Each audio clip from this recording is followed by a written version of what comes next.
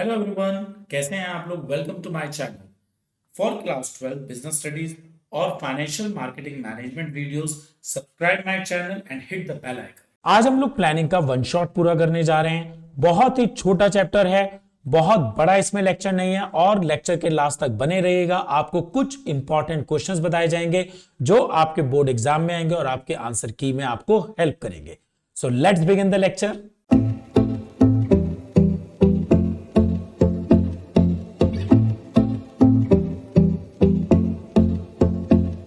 देखो, हम लोग अपनी रूटीन लाइफ में बहुत सारे प्लान करते हैं। आप लोगों को अगर कभी किसी ट्रिप पर जाना है, हम उसका भी प्लान करते हैं।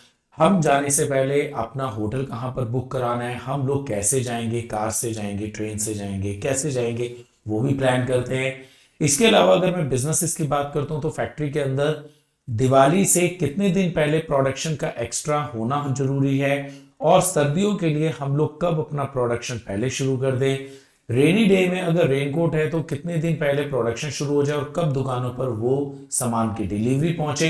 तो अगर हम देखें, हर जगह हम लोग प्लानिंग करते हैं। इवन एज ए स्टूडेंट आप लोग भी अपने बोर्ड की प्लानिंग कर रहे हैं कि कितने दिन में हमारा कौन सा चैप्टर खत्म हो जाएगा, कैसे जो हमारे बोर्ड में 4 डेज 5 डेज का गैप है उसको मैं मैक्सिमम यूज कर सकता हूं, कब हमारे रिवीजन खत्म हो जाएंगे और कब हम सैंपल पेपर करेंगे। तो ये सब चीजें जो होती हैं कहीं ना कहीं प्लानिंग में आती है। Suppose a retailer manager sets an objective to increase monthly sale. एक आपका मैनेजर है, उसका एक टारगेट है कि वो मंथली सेल 20% से इंक्रीज करे। अब इस टारगेट को अचीव करने के लिए मैनेजर जो है प्लानिंग कर रहा है। अब प्लानिंग में वो मैनेजर क्या क्या करेगा, आइडेंटिफाई द ऑब्जेक्टिव। सबसे पहले वो ये देखेगा जिस चीज की प्लानिंग कर रहा है उस चीज का टारगेट क्या है। तो टारगेट है हमारी सेल 20% से ग्रोथ हो। Formulating an action plan. अब इस टारगेट को अचीव करने के लिए वो क्या प्लानिंग करेगा। यहां पर सेल को ग्रोथ करने के लिए उसके पास दो ऑप्शन है, या जिस चीज में वो लोग डील कर रहे हैं, सपोज करिए मैनेजर जो है जिस कंपनी में काम करता है वो कंपनी जो है कार्स बना रही है, तो एक ऑप्शन तो ये कि जो कार के एग्जिस्टिंग मॉडल्स है उन्हीं की ही और एक्सेस एडवर्टीजमेंट से, बहुत ज्यादा प्रमोशनल एक्टिविटीज से उनकी सेल बढ़ाई जाए। या दूसरा ऑप्शन ये हो सकता है कि वो एक न्यू कार को लॉन्च करे। तो यहां पर मैनेजर के पास अलग अलग प्लान होंगे और इनमें से किसी भी एक को वो चूज करके अपने टारगेट को पूरा करेगा। Setting a time frame. आप खुद देखिएगा, ज्यादातर प्लानिंग इसलिए फेल हो जाती है क्योंकि हम उसके अंदर कभी भी टाइम फ्रेम सेट नहीं करते। फॉर एन एग्जाम्पल, आप स्टूडेंट अगर ये सोचते हैं कि हम लोग 4 दिन में अपना ये प्लानिंग का चैप्टर खत्म करेंगे, बट वो 4 दिन कौन से होंगे, किस डेट से लेकर किस डेट तक के होंगे। ऐसे ही setting a time frame is a part of planning. For example, completing the campaign within 2 months. यहां पर हम कोई भी कैंपिंग करना चाहते हैं तो हमारा टाइम लिमिट है कि ये जो हमारी कैंपिंग है ये हमारी 2 महीने में पूरी हो जाए। Ensuring that the plan is implemented by initiating the marketing campaign as scheduled। और सबसे इंपॉर्टेंट, जो भी हमने प्लान करा है अल्टीमेटली वो प्रैक्टिकल शेप ले। तो अगर हम देखते हैं प्लानिंग जो एक कंसेप्ट है उसके अंदर भी इंटरनली बहुत सारे टास्क होते हैं जो मैनेजर को करने होंगे अपने टारगेट को अचीव करने के लिए। प्लान कर लिया लेकिन उसे प्रैक्टिकली शेप नहीं दिया तो वो भी प्लान वेस्ट हो जाएगा। वैसे ज्यादातर इस टाइप की प्लानिंग आप स्टूडेंट के साथ होती है। Always you people prepare a time table, बस उसको एक्टिवेट नहीं कर पाते। तो जो आपका टाइम टेबल का आपने प्लान करा है वो सारा का सारा प्लानिंग फेल हो जाती है। All business firm aspire to succeed by increasing sale and earning profit. हर एक बिजनेस फर्म का टारगेट होता है कि वो अपनी सक्सेस को, अपनी सेल को इंक्रीज करके या ज्यादा से ज्यादा प्रॉफिट को अर्न करके करे। Managers play a vital role in turning these dreams. अब कंपनी के दो ड्रीम है, सेल का इंक्रीज होना और प्रॉफिट का ज्यादा होना। तो मैनेजर का जो रोल है वो यही रोल है कि वो इन दोनों ड्रीम्स को पूरा करे into reality through planning and goal achievement. अब ड्रीम्स को पूरा करने के लिए मैनेजर को कुछ ना कुछ प्लान करना होगा, सेल ज्यादा हो, प्रॉफिट ज्यादा हो और उस प्लान को प्रैक्टिकल शेप में लाना। Definition of planning. देखो, अभी तक जो भी चीजें मैंने आपको बताई वो आपने समझा, बहुत बढ़िया। लेकिन अब आता है आप अपनी बुक्स के अंदर लिखेंगे क्या, एक ऑफिशियल लैंग्वेज में हम प्लानिंग को क्या लिखेंगे। Planning is the act of deciding in advance. Planning जो होता है, हम लोग एडवांस में किसी भी चीज के बारे में सोचते हैं, व्हाट टू डू, क्या करना है, हाउ टू डू इट, और उस काम को कैसे करना है।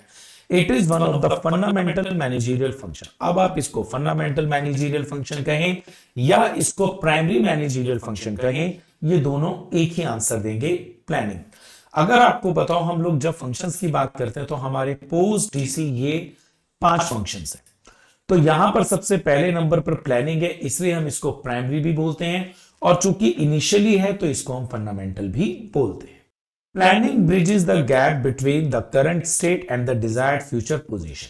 सपोज करिए ये आप हैं और आप आज 65% मार्क्स लेकर आ रहे हैं जिस दिन आप ये लेक्चर सुन रहे हैं, और आपका टारगेट है कि जब आपका 12th का रिजल्ट निकले तो आपका 95% या उससे भी ज्यादा का रिजल्ट है। अब ये जो गैप है, आपको इस गैप को भरने के लिए डेफिनेटली आपको प्लानिंग करनी होगी, और ये जो प्लानिंग है आपकी इस टाइम की प्रेजेंट पोजीशन के बारे में और फ्यूचर पोजीशन को एक ब्रिज की फॉर्म में पूरा करेगा। मतलब हम आज जो हैं और फ्यूचर में हम क्या होना चाहते हैं, इसके बीच का जो गैप है, ये प्लानिंग से ही हम पूरा कर सकते हैं। तो अल्टीमेटली प्लानिंग क्या है? प्रेजेंट और फ्यूचर पोजीशन के बीच का ब्रिज। जैसे एक रिवर होती है, एक रिवर के 2 बैंक होते हैं, और वहां पर जो ब्रिज होता है एक बैंक से दूसरे बैंक लेकर जाता है, ऐसे ही प्लानिंग आज से फ्यूचर में हमें लेकर जाती है।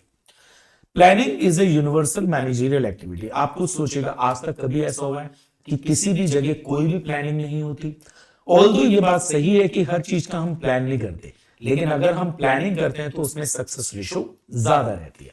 For an example, mister A अपनी कंपनी में विदाउट प्लान हर काम करते हैं, और मिस्टर बी जो है कंपनी में हर एक चीज के लिए पहले प्लान करते हैं और उसके बाद वो काम करते हैं। तो कहीं ना कहीं मिस्टर बी की कंपनी का सक्सेस रेशो ज्यादा होगा। Planning is a universal managerial activity performed at all organisational level. अगर आप देखिएगा किसी भी ऑर्गेनाइजेशन में हमारे 3 लेवल होते हैं, टॉप, मिडिल और सुपरवाइजरी। तो प्लानिंग चाहे टॉप मैनेजमेंट करे, मिडिल मैनेजमेंट करे या सुपरवाइजरी करे, किसी भी लेवल पर आपका कोई भी मैनेजरियल बॉडी हो, प्लान तो उसको करना होगा। फर्क क्या है? जो टॉप वाला है वो पूरे ऑर्गेनाइजेशन के लिए प्लान करेगा, मिडिल अपने डिपार्टमेंट्स के लिए प्लान करेगा, जो सुपरवाइजर है अपने नीचे वर्कर्स की टीम से कैसे काम लेना है इसके लिए ये प्लान करेगा। अब आते हैं प्लानिंग की इंपॉर्टेंस या बेनिफिट। ये कुल मिला के 7 हैं और ये बहुत ही इजी है। एक बात ध्यान से समझिएगा, आप लोग अपने सीबीएसई के आंसर स्क्रिप्ट में अगर हर एक हेडिंग को विद एग्जांपल मेंशन करेंगे तो कहीं ना कहीं ये आपके टॉपिक को इवैल्यूएटर के सामने ज्यादा क्लियर करेगा और आपके मार्क्स को एनहेंस करेगा। इसीलिए यहां पर जितने भी हेडिंग्स हैं उन सब के पहले आपको एग्जांपल्स मेंशन किए गए। तो अगर मैं बात करता हूं प्लानिंग की इंपॉर्टेंस की, तो सबसे पहला है providing directions. If a retail company plans to expand its market share by launching a new product, एक कंपनी है वो मार्केट में अपना शेयर बढ़ाना चाह रही है। सपोज करिए पहले उसका शेयर है 20%, अब वो चाहती है कि मेरा शेयर 25% हो जाए, इसके लिए उन्होंने मार्केट में एक नया प्रोडक्ट लॉन्च करा। This direction guides the marketing and production team in their efforts to align with the company's objective. अब जब कंपनी ने नया प्रोडक्ट लॉन्च करा तो कहीं ना कहीं प्रोडक्शन टीम और इसके अलावा मार्केटिंग टीम, इन दोनों को उसे अलाइन करना होगा। मतलब प्रोडक्शन टीम नया प्रोडक्ट ऑन टाइम पर प्रोड्यूस करे और मार्केटिंग टीम उस नए प्रोडक्ट का जो है एडवर्टीजमेंट या प्रमोशनल एक्टिविटी ऑन टाइम पर करे। अब इन दोनों को अलाइन करने के लिए डेफिनेटली प्लानिंग तो बहुत जरूरी है। Planning offers a clear path for action by defining गोल।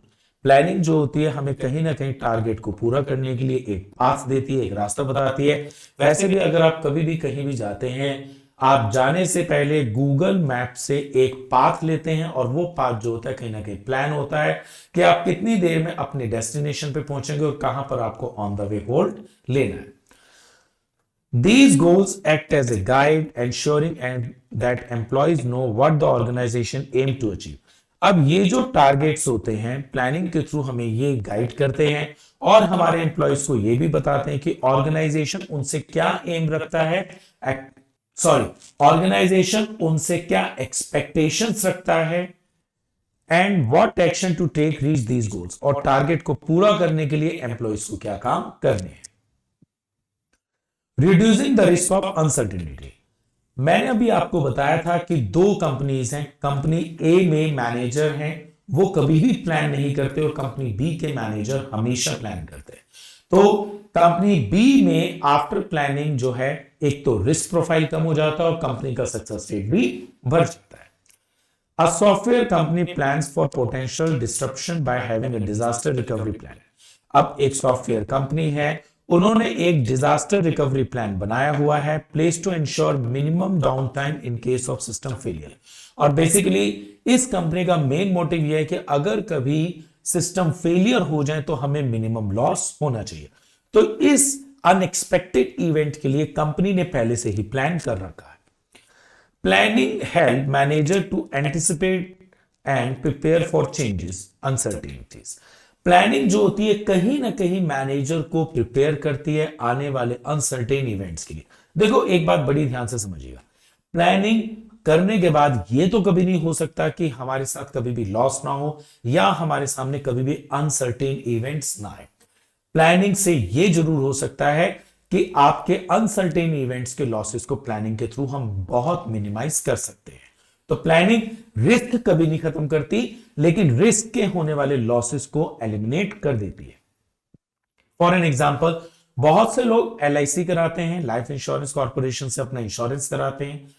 अब जिन लोगों ने इंश्योरेंस कराया है, इट्स अ प्लान कि 20 साल बाद आपने जो पैसा आज इन्वेस्ट करा है आपको इतना पैसा मिलेगा, या इन केस डेथ पर इतना पैसा फैमिली को मिलेगा। तो इट डजंट मीन कि जिन्होंने LIC कराई है उनकी कभी डेथ ही नहीं होगी, वो अमर हो गए। हाँ, LIC इट्स अ प्लानिंग, अगर उनकी लाइफ में कोई मिसहैप होता है तो ये जो पैसा है फैमिली को प्रोटेक्शन देगी। तो प्लानिंग सिर्फ और सिर्फ लॉस को मिनिमाइज करती है, रिस्क कभी भी एलिमिनेट नहीं करती।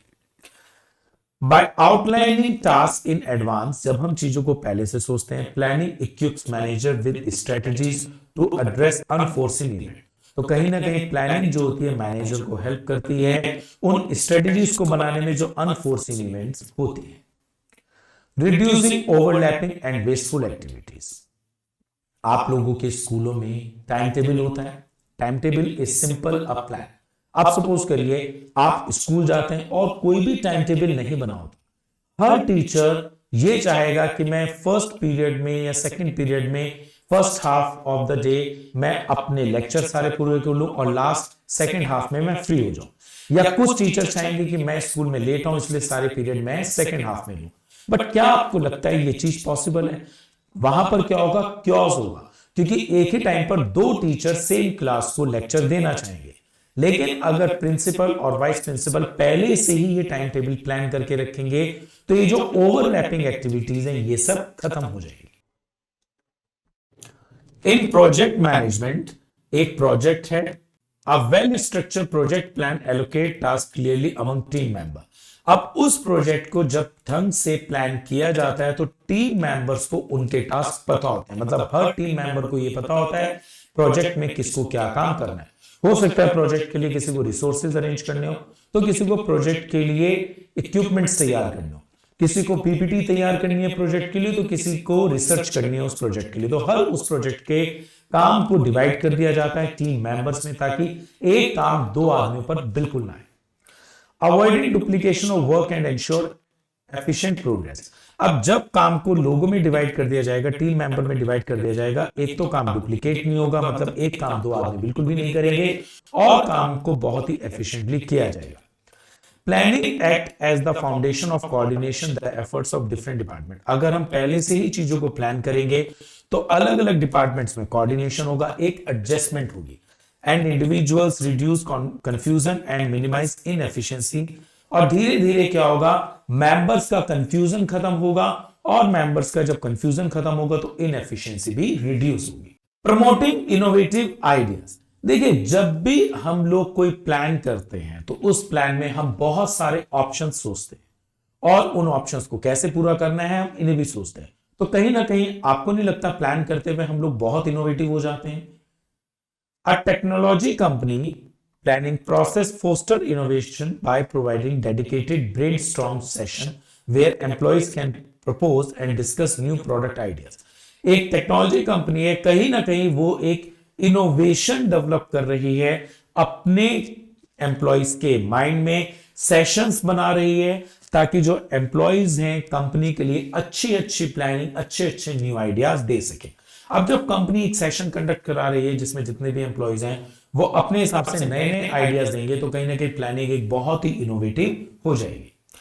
Planning as the initial step in the management process. अभी मैंने आपको बताया था कि पोस्ट डीसी जितने भी हमारे फंक्शंस हैं, इसमें प्लानिंग सबसे प्राइमरी फंक्शन है, इनिशियल लेवल पर है। Encourages the development of innovative ideas, और इसी स्टेज पर सबसे ज्यादा हमारे पास इनोवेटिव आइडियाज आते हैं। जब भी हम कभी प्लान करते हैं, आप खुद सोचिए कि जब भी आप किसी काम के जुगाड़ तुगाड़ का प्लान करते हैं, तो आप इतने अच्छे आइडियाज अपने माइंड में लाते हैं कि आपको खुद पे एक बड़ा कॉन्फिडेंस फील होता है कि आई कैन डू दैट, कि मैं ऐसा भी कोई जुगाड़ फिट कर सकता हूं। It transforms creative concept into actionable plan. अच्छी प्लानिंग में आपका जो क्रिएटिविटी है, आप उसे इंप्लीमेंट करके एक्शन में ला सकते हैं। Facilitating decision making. When a restaurant planned to introduce a new menu, एक रेस्टोरेंट ने एक नया मेन्यू इंट्रोड्यूस करा, the management evaluate various factors such as market trend. अब खाली सिर्फ नया मेन्यू ही नहीं रखा, उसने इस नए मेन्यू को रखने से पहले मार्केट में एक सर्वे करा, कस्टमर की प्रेफरेंसेस को देखा, और इसके अलावा यह भी देखा कि जो भी हम नया मेन्यू मार्केट में लेकर आ रहे हैं उसकी कॉस्ट कितनी होनी चाहिए, ताकि वो कस्टमर उसको अफोर्ड कर सके। तो कहीं ना कहीं अब एक नया मेन्यू जो कि एक प्लानिंग है, उसके पीछे इतनी सारी रिसर्च करी, इतने सारे ऑप्शंस करे, तो उसके बाद एक अच्छा डिसीजन लिया गया। Planning help managers in evaluating alternative course of action. अगर आप इस देखें रेस्टोरेंट वाले एग्जांपल में, यहां पर रेस्टोरेंट वाले एग्जांपल में कहीं ना कहीं उसने मेन्यू को डिसाइड करने से पहले बहुत सारे ऑल्टरनेटिव्स को देखा, कॉस्ट कितनी आनी चाहिए, कस्टमर की प्रेफरेंस क्या है, और मार्केट का ट्रेंड क्या है। By providing a framework for considering different options, it helps in making informed and rational decision. अब जब आप बहुत सारे ऑल्टरनेटिव्स की स्टडी करते हैं, तो उसके बाद जो मैनेजर होता है one of the best alternative को अपनी प्लानिंग में चूज करता है, और वही उसका एक सबसे अच्छा डिसीजन बनता है। सो होपफुली आज का ये लेक्चर आपको बहुत अच्छे ढंग से समझ में आया होगा। अगले लेक्चर तक के लिए बाय बाय। इसके स्क्रीनशॉट्स लीजिएगा और आप इसको ढंग से रिवाइज करिएगा। Thank you. अगर कभी प्लानिंग की फीचर्स पूछता है या वो प्लानिंग के नेचर कहता है, तो आपको एग्जाम के अंदर सेम कंटेंट्स लिखने। एक बात ध्यान से समझिएगा, एग्जाम में हमेशा जब भी आप लिखें, हर एक हेडिंग का पहले आप एग्जाम्पल एलैबोरेट करिएगा, ताकि आपके इवैल्यूएटर उस चीज को और अच्छे ढंग से समझ सके, और उसके बाद आप टॉपिक का एक्सप्लेनेशन करें। जैसे फोकस ऑन अचीविंग ऑब्जेक्टिव। हम सबको पता है कि कहीं ना कहीं जो प्लानिंग होती है उसकी सबसे बड़ी इंपॉर्टेंस ये होती है कि टारगेट को पूरा करने में हेल्प करती है। A retail company plans to increase its annual revenue by 15%। एक कंपनी है, उसका मेन टारगेट ये है कि साल के बाद उसका 15% रेवेन्यू बढ़ जाए, मतलब हर साल उसका 15% सेल में ग्रोथ आनी चाहिए। Through strategies such as expanding its product line. अब उसने, कंपनी ने इसके लिए एक स्ट्रेटेजी बनाई है कि वो अपने प्रोडक्ट को एक्सपेंड कर रहे हैं और नए नए मार्केट्स तक लेकर जा रहे हैं। Planning is purposeful and goal oriented. Planning का मेन जो काम होता है वो होता है टारगेट को अचीव करना। It involve setting specific objective. Planning में हम लोग हमेशा टारगेट्स को सेट करते हैं, and determining the action necessary to attain these goals. और टारगेट को अचीव करने के लिए जो भी एक्शन जरूरी है उनको लेते हैं।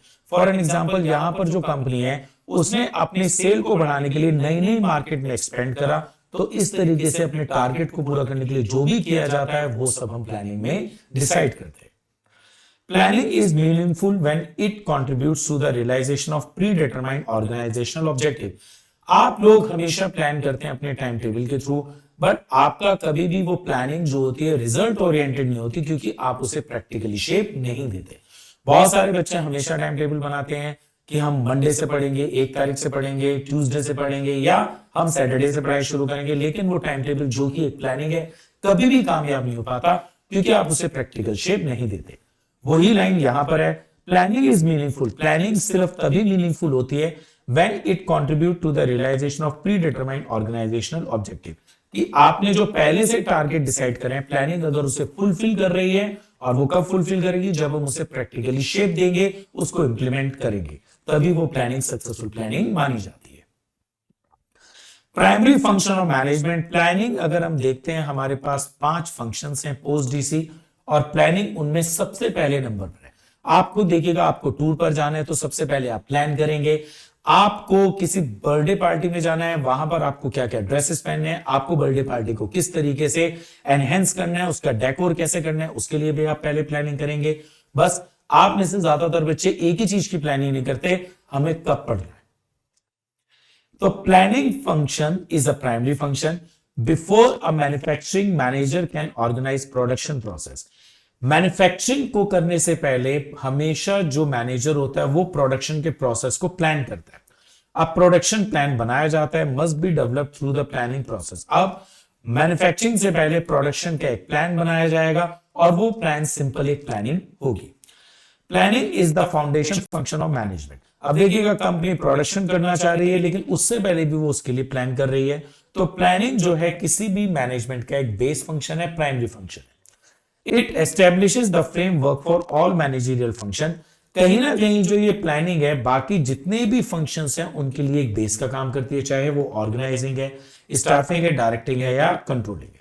आप पहले प्लान करते हैं, उसके बाद देखते हैं ऑर्गेनाइजिंग में रिसोर्सेज को कैसे अरेंज करना है, किस टाइप का स्टाफ रिक्रूट करना है, कैसे उन्हें गाइड करना है, और लास्ट में किस तरीके से हम इन सबको कंट्रोल करेंगे।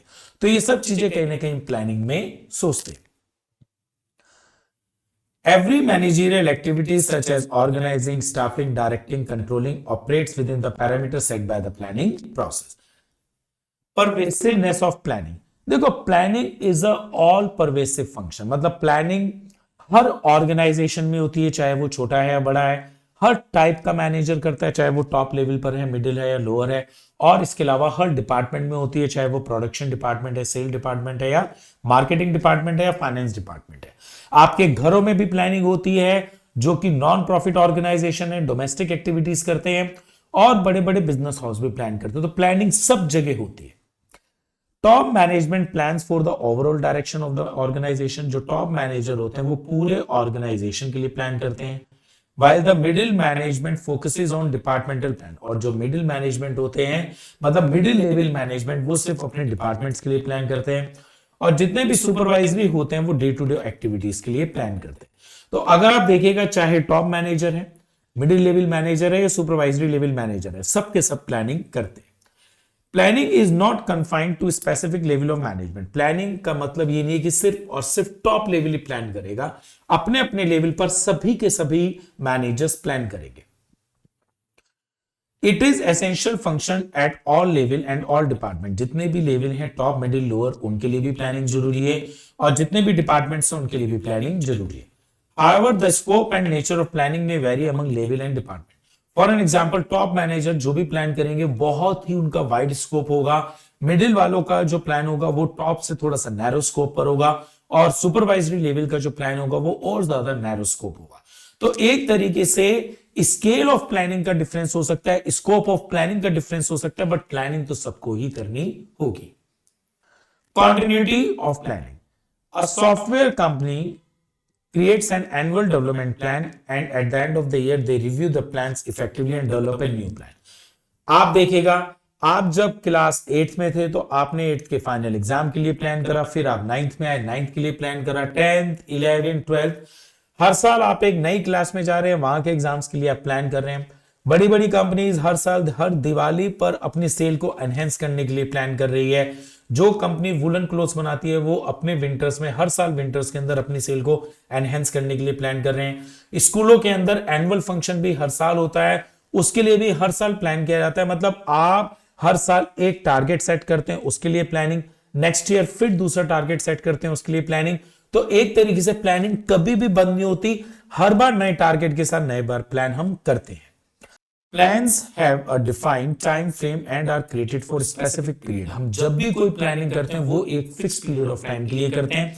फॉर एन एग्जाम्पल, आप जो अपने बोर्ड के एग्जाम्स की तैयारी कर रहे हैं तो उसका भी टाइम पीरियड फिक्स है कि जितनी भी तैयारी है फैब तक हमारी पूरी हो जाए। आप बिना किसी टाइम फ्रेम के अपने बोर्ड की तैयारी नहीं कर सकते। अब ये जो टाइम फ्रेम है ये कोई मंथ भी हो सकता है, कोई क्वार्टर भी हो सकता है, पैक ऑफ 3 मंथ्स, या किसी एक साल के लिए भी प्लान हो सकता है। As these time frames conclude, new plans are developed based on the evaluating requirement and changing condition.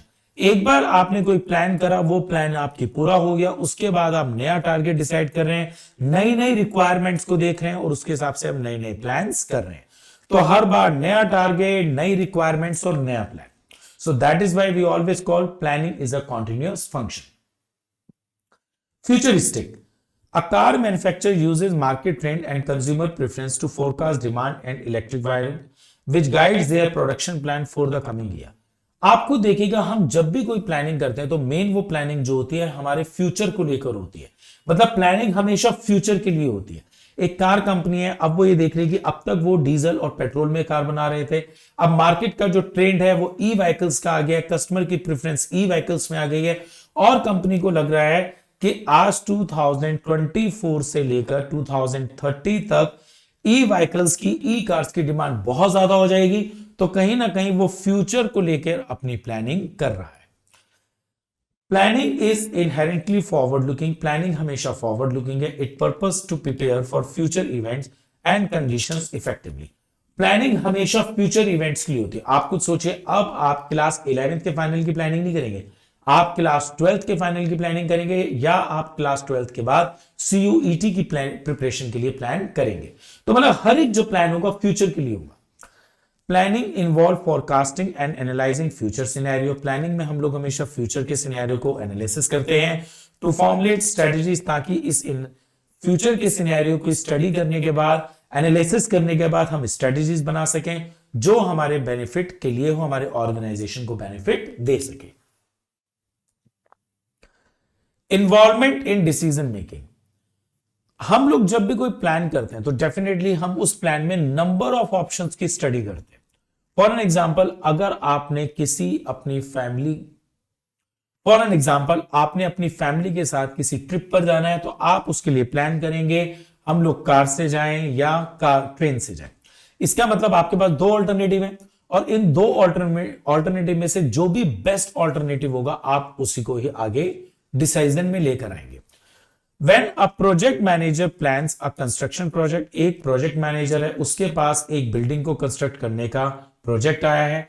They must decide between various construction method. अब जो मैनेजर है कंस्ट्रक्शन के अलग अलग मेथड्स हैं उनको एनालिसिस करेगा, इवेल्युएट करेगा, मटेरियल देखेगा और एक टाइम फ्रेम तैयार करेगा. तो मतलब बिल्डिंग को कंस्ट्रक्ट करने से पहले नंबर ऑफ मेथड्स को देखेगा, रॉ मटेरियल लाने के सारे ऑप्शंस की वो स्टडी करेगा, कितने टाइम में पूरा होना है उसके कई टाइम फ्रेमवर्क बनाएगा और इस तरीके से बहुत सारे ऑल्टरनेटिव में से वो अपना एक बेस्ट ऑल्टरनेटिव चूज करेगा.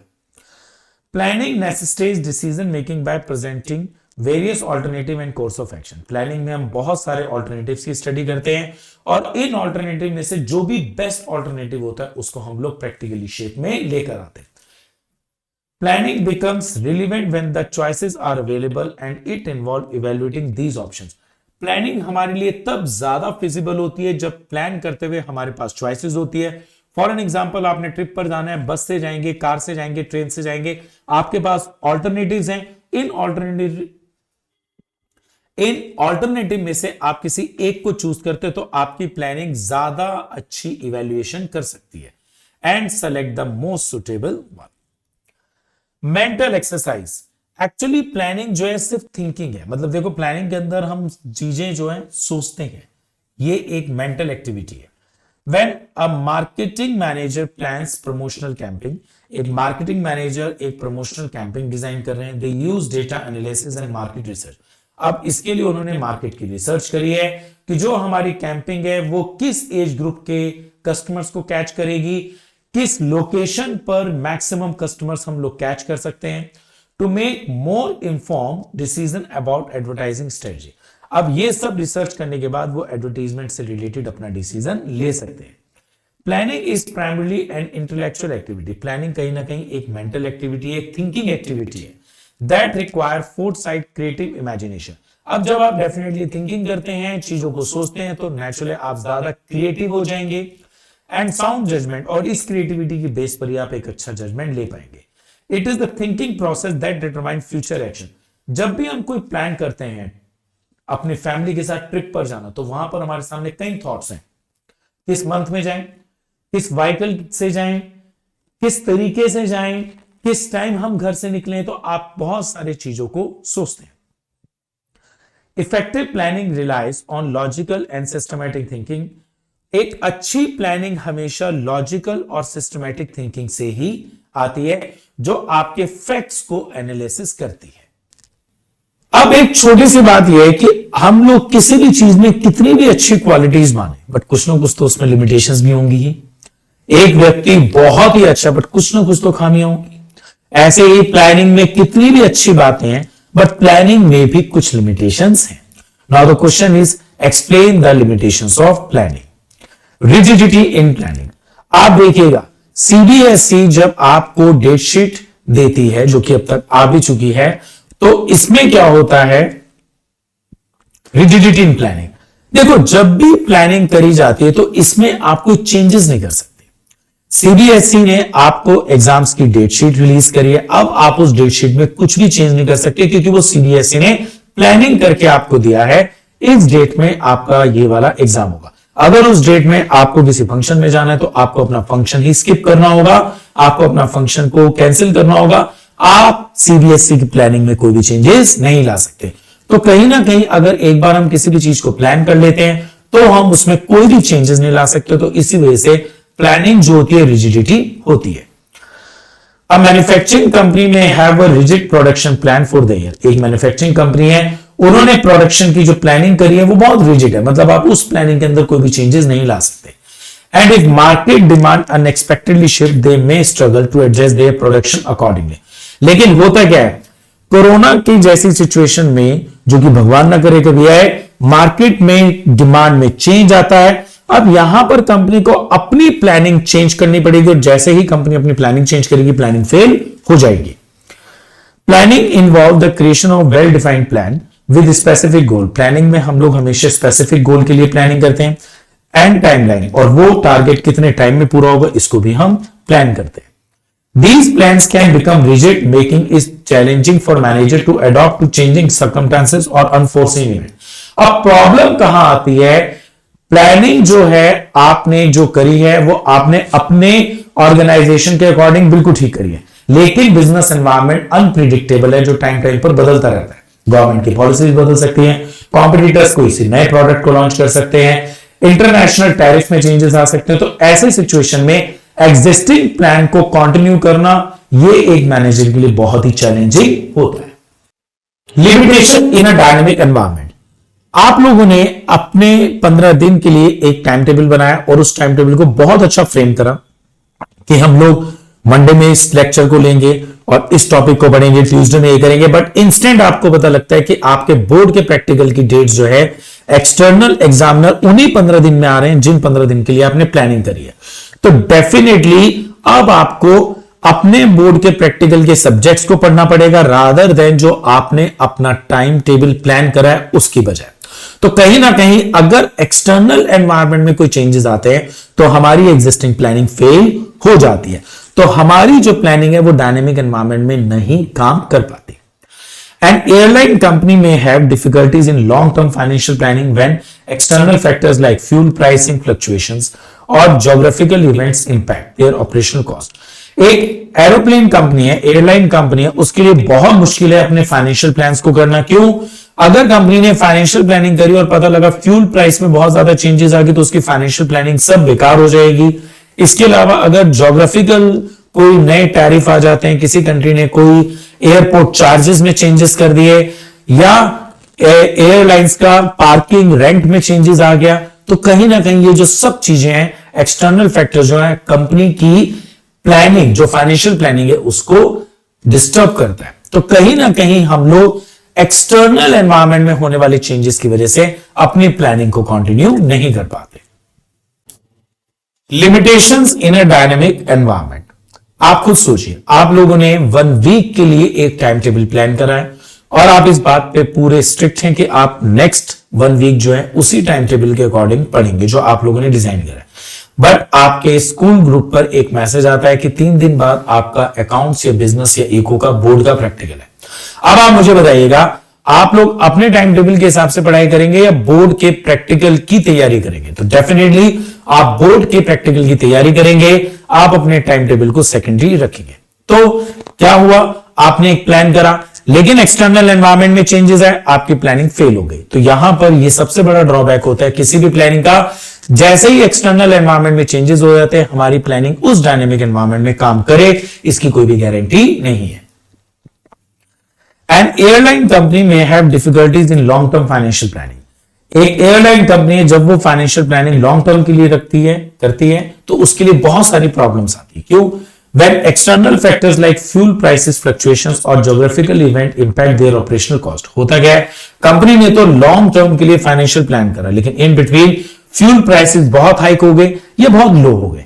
इसके अलावा अदर कंट्रीज में एयरपोर्ट अथॉरिटी ने जो पार्किंग रेंट है एरोप्लेन का उसे बहुत ज्यादा राइज कर दिया। तो इस तरीके से ये जो सब एक्सटर्नल फैक्टर्स होते हैं कहीं ना कहीं कंपनी की फाइनेंशियल प्लानिंग को फेलियर बना देते हैं। The business environment is a dynamic, business environment हमेशा डायनेमिक होता है। कहीं ना कहीं एनवायरमेंट में टेक्नोलॉजिकल चेंजेस आते हैं, ज्योग्राफिकल चेंजेस आते हैं, देन इसके अलावा पॉलिटिकल चेंजेस आते हैं, गवर्नमेंट चेंजेस आते हैं, बहुत सारे चेंजेस इस तरीके से एनवायरमेंट में आते हैं। Characterized by the constant changes in economic, political, legal, social dimensions. Accurately predicting future trend becomes difficult in such a volatile environment. अब होता क्या है, आप पहले से कोई प्लानिंग करके चलते हैं तो ये जो बहुत फ्लक्चुएटिंग एनवायरमेंट होता है, बहुत ही वॉलेटाइल एनवायरमेंट होता है, तो वहां पर हमारी प्लानिंग जो होती है कई बार फेल हो जाती है, leading to obstacle in the effective planning. Reduced creativity. आप एक बड़ी बेसिक सी बात देखें, टॉप लेवल मैनेजमेंट ने जो है किसी भी चीज के लिए प्लान करा है और उन्होंने मिडिल और सुपरवाइजरी लेवल के लिए उसी प्लान को कंटिन्यू करने के लिए कहा है। आपको नहीं लगता 5 साल बाद 10 साल बाद जब यही एक कंपनी में 5-10 साल प्रैक्टिस चलती रहेगी कि सिर्फ टॉप मैनेजमेंट ही जो है प्लान करेंगे, बाकी के नीचे के जो मैनेजर्स हैं वो सिर्फ उसको फॉलो करेंगे, तो 5 साल या 10 साल बाद मिडिल लेवल और सुपरवाइजरी लेवल की जो प्लानिंग क्रिएटिविटी है वो खत्म हो जाएगी। वो कहीं ना कहीं टॉप लेवल पर बेस्ड हो जाएंगे कि जो वो प्लान करके देंगे हम सिर्फ उसी को ही आगे कैरी करेंगे। When employees are focused on carrying out order without contributing to planning process, जब एम्प्लॉइज को ये ऑर्डर दिया जाता है कि सिर्फ वो जो प्लान है उसको प्रोसेस करें, ना कि अपने हिसाब से उसमें कुछ चेंजेस करें, कोई भी इनोवेशंस ना लेकर आए, कोई भी इनोवेटिव आइडियाज ना लेकर आए, तो कहीं ना कहीं उनके इनोवेटिव आइडियाज को ओवरलुक किया जाता है। Top management typically formulate plan, top management हमेशा प्लानिंग करते हैं, while other members of the organization are often restricted to implementing these plans. अब चाहे मिडिल लेवल है या सुपरवाइजरी है, वो सिर्फ इस टॉप लेवल वाले मैनेजर्स के प्लान को इंप्लीमेंट करते हैं। This limitation can strip the creativity and initiative of the middle management and other decision making. अब होगा क्या, कुछ साल बाद कहीं ना कहीं middle level manager, supervisory level managers की अपनी एक क्रिएटिविटी थिंकिंग खत्म हो जाएगी। High cost involve. आप देखिएगा, हम लोग अगर बात करते हैं टाइम टेबल जो हम स्टूडेंट्स के लिए बनाते हैं या कोई बच्चा अपने खुद के लिए बनाता है, तो चलो इसमें तो मैं कोई कॉस्ट कहूंगा नहीं आएगी, लेकिन जो गवर्नमेंट का बजट बनता है उसके लिए जो सर्वे किया जाता है, उस सर्वे की टीम को जो सैलरी दी जाती है एक 2 महीने की सर्वे के लिए, इसके अलावा जो पूरी की पूरी टीम उस पर काम करती है उनको पेमेंट दी जाती है बजट बनाने के लिए। तो बजट क्या है, एक फ्यूचर प्लान है, आने वाले 1 साल के लिए गवर्नमेंट के इनकम और एक्सपेंडिचर्स के एक्सपेक्टेड इनकम और एक्सपेंडिचर्स का प्लान है। तो कहीं ना कहीं उस बजट को बनाने के लिए जो सर्वे किया जा रहा है, जिस टीम को हायर किया जा रहा है, वो सब खर्चा लेते हैं, उसकी एक कॉस्ट आती है।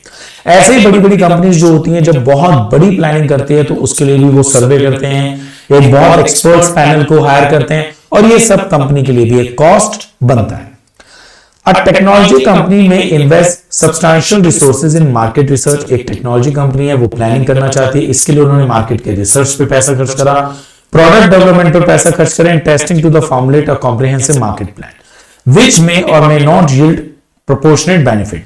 और कई बार ऐसा होता है कि आपने किसी प्लानिंग पे कॉस्ट तो बहुत ज्यादा लगाई, लेकिन उस प्लानिंग से बेनिफिट उतने सारे नहीं आ रहे, मतलब बेनिफिट्स इन कंपैरिजन कॉस्ट बहुत ज्यादा कम होते हैं।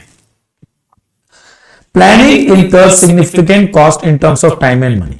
अगर आप किसी भी चीज के लिए प्लान करते हैं तो आप उस पर पैसा लगाते हैं और अपना टाइम भी लगाते हैं।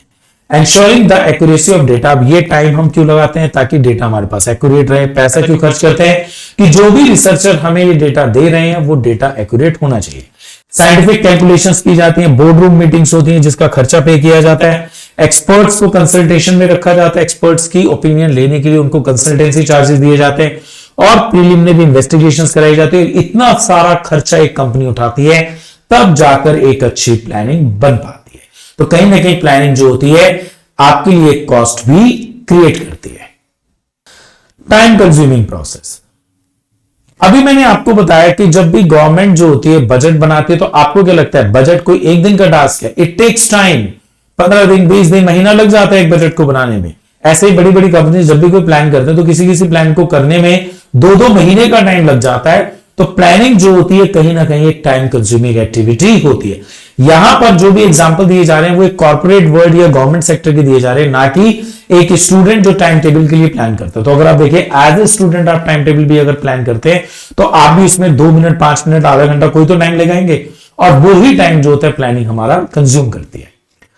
A construction company may spend an extensive amount of time planning a project, resulting in delay in product commencement and completion. एक कंस्ट्रक्शन कंपनी जो है अपने प्लानिंग पर टाइम खर्च कर रही है और कई बार इस वजह से जो कंपनी का प्रोजेक्ट होता है वो सही टाइम पर स्टार्ट नहीं हो पाता। Planning can be a time consuming process. Planning जो है टाइम कंज्यूमिंग प्रोसेस है, leaving limited time for implementation. और कभी कभी ऐसा होता है, खासकर आप लोगों के साथ तो होता ही है, कि आप लोगों ने पढ़ाई का टाइम टेबल बनाया, बहुत बार बनाया, पूरे साल में 5-6 बार बनाया और लास्ट स्टेज पर ऐसी पोजीशन आ गई कि आप टाइम टेबल तो बनाते गए बट उसे इंप्लीमेंट नहीं करा। तो लास्ट स्टेज पर आपके पास इतना टाइम बचा ही नहीं कि आप टाइम टेबल के अकॉर्डिंग चल सके। तो ये बड़े बड़े कॉर्पोरेट के साथ भी होता है कि कई बार प्लानिंग में इतना टाइम लग जाता है कि उसको इंप्लीमेंट करने के लिए प्रॉपर टाइम नहीं बचता। Lengthy planning phases can delay the organisation response to changing condition. और अगर प्लानिंग में बहुत सारे लेवल हैं, बहुत सारे स्टेप्स हैं, तो कहीं ना कहीं ऑर्गेनाइजेशनल में आने वाले चेंजेस की वजह से वो डिले भी हो जाती है। No guarantee of success. देखो प्लानिंग जब भी हम लोग करते हैं ये कभी भी गारंटी नहीं होती कि हमने किसी चीज के लिए प्लान करा तो हमें कामयाबी मिलेगी मिलेगी। क्यों? क्योंकि जो रियल वर्ल्ड सिचुएशन होती है वो बहुत ज्यादा कॉम्प्लेक्स होती है और डायनेमिक होती है।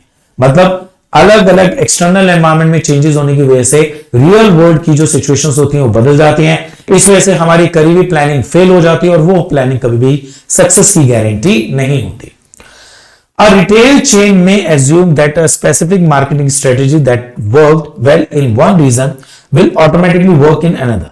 एक रिटेल चेन है, उन्होंने देखा कि सपोज करिए मसूरी या देहरादून के अंदर एक कंपनी ने जो मार्केटिंग स्ट्रेटेजी अडॉप्ट करी है वही मार्केटिंग स्ट्रेटेजी जो है हिल्स के साथ साथ प्लेन एरिया पर भी काम करेगी without considering the local market differences. जबकि रिटेलर ने इस बात पे फोकस नहीं करा कि जो हिल्स की मार्केट है और जो प्लेन एरिया की मार्केट है वहां पर लोगों की प्रेफरेंसेस में चेंजेस हैं, वहां पर ट्रांसपोर्टेशन में चेंजेस हैं।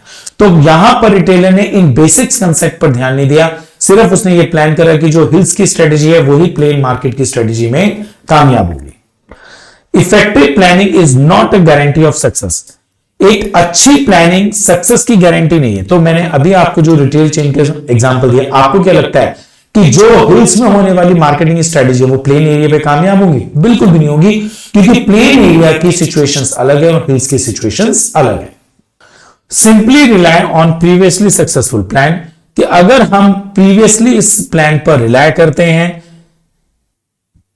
Can lead to failure if circumstances have changes. अब हुआ क्या, जैसे ही सर्कमस्टांसेस में चेंजेस आए वो प्रीवियस हमारी प्लानिंग फेल हो गई।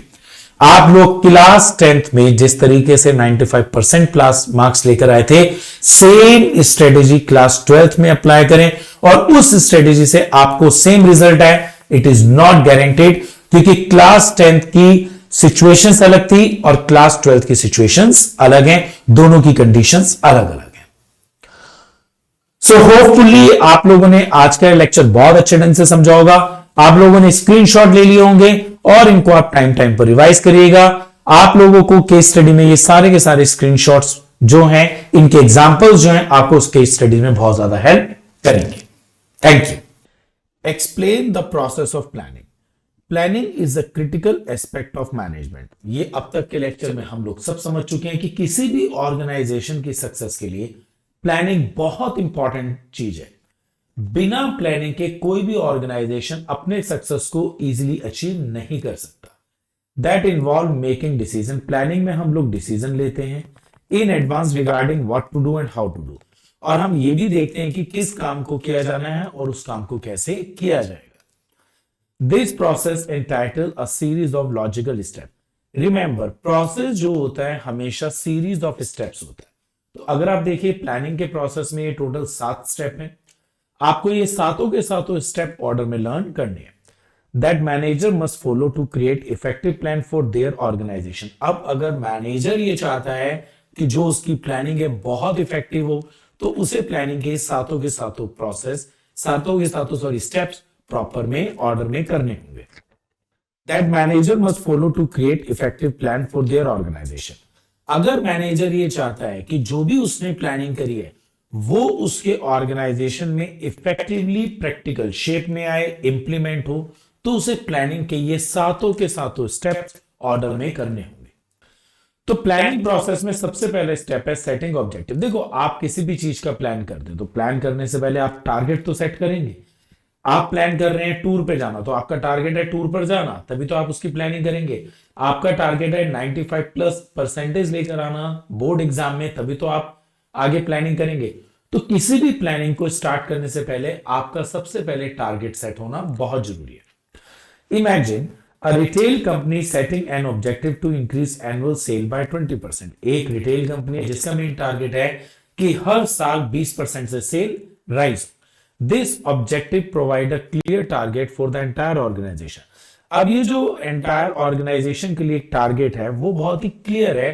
पूरे ऑर्गेनाइजेशन को पता है कि हर साल हमें 20% की सेल राइज करनी है। Setting objective is the first step in the planning process. अगर आप ये देखें, ये टोटल 7 स्टेप हैं, उसमें सेटिंग ऑब्जेक्टिव मतलब टारगेट को सेट करना किसी भी मैनेजर का सबसे पहला स्टेप है। Setting objective is essential because it defines the purpose and goal of an organisation. जब आप किसी भी टारगेट का ऑब्जेक्टिव सेट करते हैं तो ये जो चीज है कहीं ना कहीं ऑर्गेनाइजेशन के पर्पस, उसके गोल को बताती है। Objective serve as a road map guiding all levels of organisation towards achieving common target. Organisation में जितने भी लेवल है, top level, middle level, supervisory level, उन सबको जब ऑर्गेनाइजेशन के टारगेट के बारे में पता लगता है तो कहीं ना कहीं ये एक रोड मैप का काम करता है, एक गाइडलाइंस का काम करता है।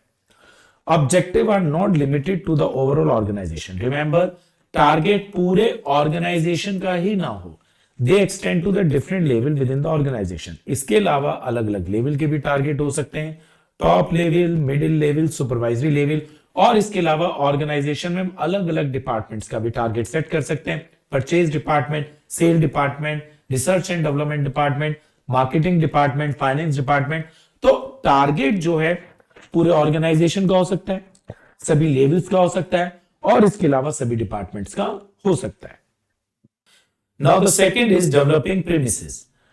देखो, हम जब भी कोई प्लान करते हैं तो हम फ्यूचर को लेके कुछ अजम्पशंस करते हैं। फॉर एन एग्जांपल, आप लोग अब 12th की तैयारी कर रहे हैं, बोर्ड एग्जाम की तैयारी कर रहे हैं, तो आपके माइंड में कुछ अजम्पशंस होंगी। पेपर टफ आया तो, पेपर आसान आया तो, या एग्जाम डेज में हमारी तैयारी प्रॉपर नहीं हो पाई तो ये जो हमारे फ्यूचर अजम्पशंस होते हैं इसको हम लोग बोलते हैं premises. In the financial industry, premises में include assumptions about future interest.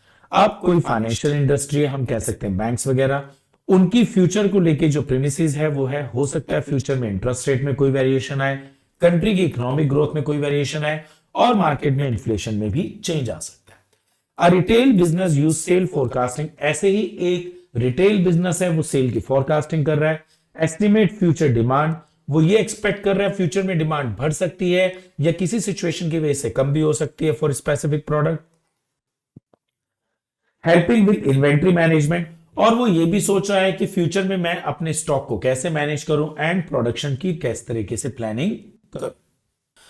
Developing premises is a critical step in planning process. अब फ्यूचर को लेके अजम्पशन करना ये बहुत ही क्रिटिकल एस्पेक्ट है, क्योंकि फ्यूचर अनप्रिडिक्टेबल है नो वन नोज क्या हो, बट स्टिल आप अपने माइंड में कोई ना कोई उसका एक थॉट लेकर पहले से ही प्लानिंग कर रहे हैं।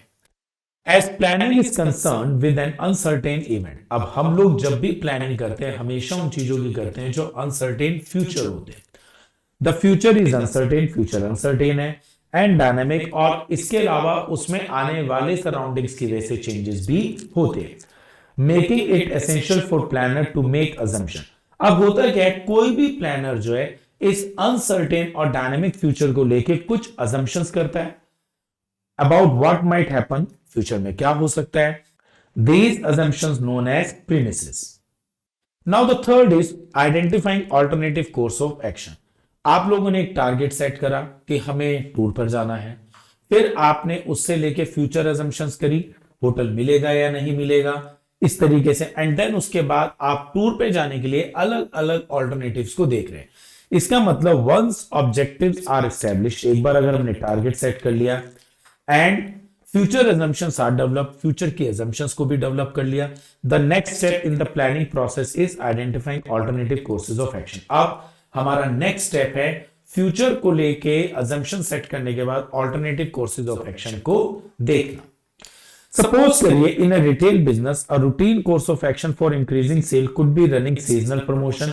एक रिटेल बिजनेस है, वो अपनी सेल को एनहेंस करने के लिए रूटीन में जब भी कोई सीजन आता है जैसे दिवाली, करवा चौथ, नवरात्रे, उसमें वो एक रूटीन प्रमोशन करता है और ये एक्टिविटी वो पिछले 10 सालों से करता आ रहा है।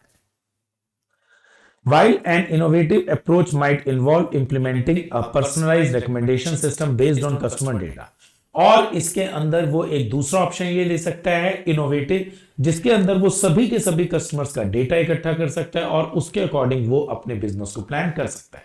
इसका मतलब सेल को प्रमोट करने के लिए एक रिटेल बिजनेस के पास दो ऑल्टरनेटिव है, ट्रेडिशनली सीजनल प्रमोशन करे, और या वो एक तरीके से इनोवेटिव होकर नए नए कस्टमर्स का डेटा कलेक्ट करे और उसके हिसाब से प्रमोशंस करे।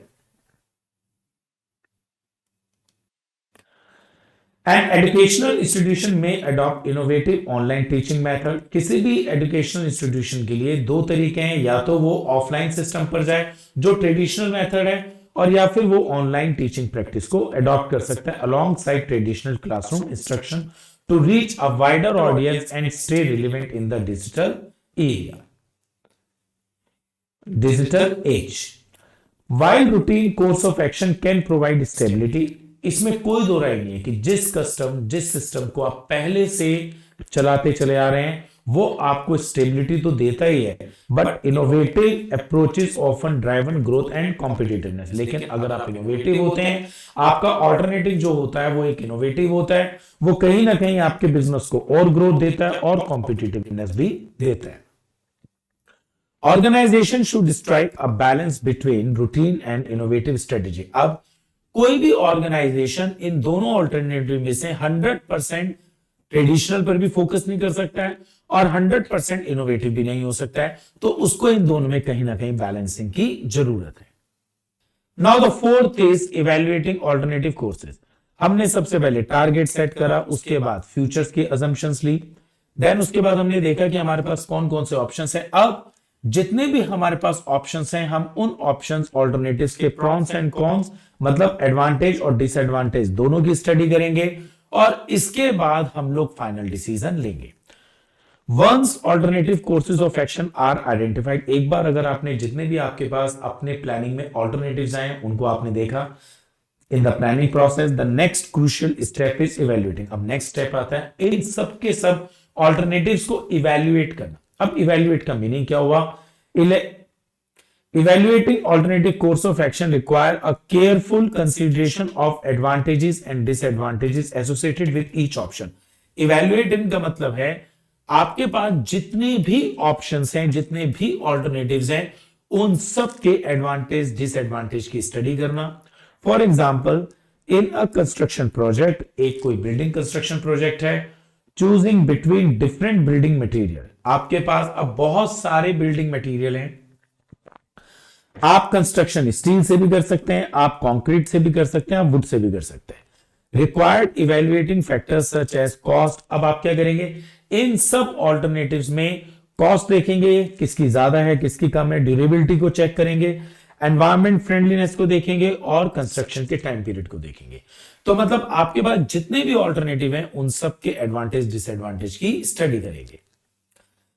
Selecting the best alternative in the planning process. अब सिंपल सा है, मेरे पास बहुत सारे ऑल्टरनेटिव थे, मैंने उनके एडवांटेज डिसएडवांटेज को देख लिया है। अब इन एडवांटेज डिसएडवांटेज को देखने के बाद मेरा मोटिव है जो सबसे बेस्ट ऑल्टरनेटिव है उसको चूज किया जाए। अब ये बेस्ट ऑल्टरनेटिव होता क्या है?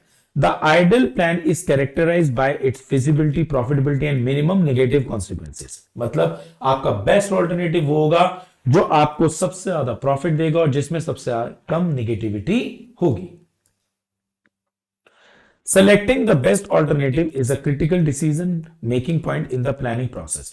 आपके पास जितने भी ऑल्टरनेटिव हैं आपने उन सबको बहुत अच्छे ढंग से एडवांटेज डिसएडवांटेज प्रॉन्स कॉन्स में चेक किया। अब उसके बाद आप उनमें से जो सबसे अच्छा है उसका डिसीजन लेना एक सबसे critical aspect. It require evaluating the prawns and cons of each option. For example, in a retail business, the ideal plan for expanding into new market should consider factor like market saturation. अब एक retail business है, वो अपने business को नई market में expand करना चाहता है, तो उसके लिए वो किन किन चीजों की स्टडी करेगा? मार्केट सैचुरेशन, कस्टमर डेमोग्राफिक्स और कॉम्पिटिटिव लैंडस्केप। इन सब की स्टडी करने के बाद रिटेल बिजनेस जो है अपना प्लान में जितने भी ऑप्शन है उनमें से एक फाइनल करेगा और वो ऑप्शन सबसे ज्यादा प्रॉफिटेबल होगा और लीस्ट जो है या मिनिमम नेगेटिव कॉन्सिक्वेंसेस के साथ होगा। Now the sixth is implementing the plan. आपने टारगेट सेट किया, आपने फ्यूचर अजम्पशंस देख ली, ऑल्टरनेटिव्स देख लिए, उनको इवेल्युएट भी कर लिया और उनमें से एक को डिसाइड भी कर लिया। अब यहां तक तो आप भी सब अपने टाइम टेबल में कर जाते थे, लेकिन आपका बनाया हुआ टाइम टेबल कभी कभी सक्सेसफुल इसलिए नहीं होता था क्योंकि आप उसे अब प्रैक्टिकल शेप नहीं देते। तो इन 5 स्टेप के बाद जो छठा स्टेप है that is 6th step implementing the plan. It means turning strategy into action. मतलब जो अब तक आपने सोचा है, जो अब तक आपने डिसाइड करा है प्लानिंग में, उसको प्रैक्टिकल शेप देना। Implementing the plan is the crucial step where strategic decisions are put into action. ये वाला जो स्टेप है बहुत ज्यादा क्रूशियल है क्योंकि इस स्टेप में हम लोग जो भी हमारे डिसीजंस होते हैं उनको हम एक्शन में कन्वर्ट करते हैं।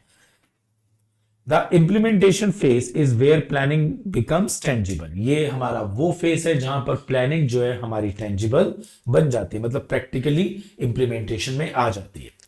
During this step the focus shift from decision making to execute. इस स्टेप के अंदर हमने जो अब तक अपना डिसीजन लिया उसे एग्जीक्यूट करते हैं। In an IT project, the implementation phase involved developing and coding software based on the design and specification outlined in the planning phase.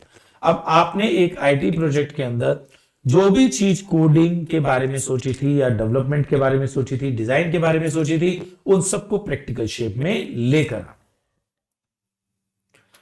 Now the last is follow up action. That means आपने decision ले लिया, उसके बाद आपने alternatives भी देख लिए, future assumptions भी देख लिए, देन उस डिसीजन को प्रैक्टिकली शेप भी दे दिया।